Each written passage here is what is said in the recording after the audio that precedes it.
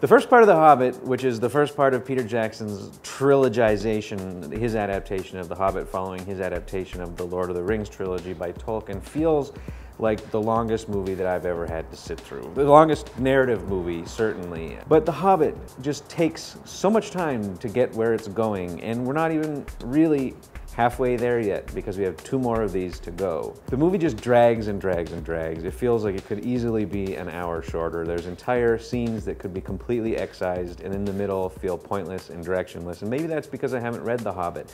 But then that gets directly to the question of, are you making a film, even when you're making one of the most beloved books of all time, do you make it for the people that have read it, or do you make it for everyone? If he's making it for everyone, I'm not a convert this time around. I was a convert for the Lord of the Rings books, which I also never read, but I enjoyed those movies because they seemed focused and determined, and they seemed like they were going somewhere. The Hobbit doesn't feel like that for very much of it. It occasionally does, but not for the vast majority of its bulk. Anyways, so what should you watch instead? We saw the 48 frames per second version, which was weird. It was really long, which was weird. It had a whole bunch of scenes that went in every direction, which was weird.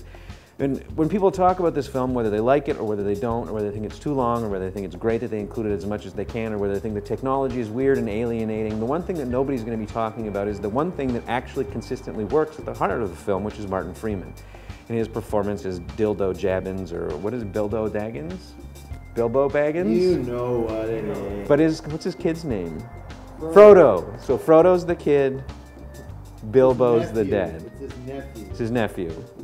Why is he raising his nephew? Martin Freeman as Bilbo Baggins of Bag End, who's really, really good in it, who came to everyone's attention in the British version of The Office, the original version of The Office, the actual version of The Office, made everyone laugh their ass off, made that TV show work, launched a multi-billion-dollar kind of fake documentary on TV industry, and then kind of had this weird career where he did, you know, The Hitchhiker's Guide to the Galaxy and some other kind of offbeat stuff.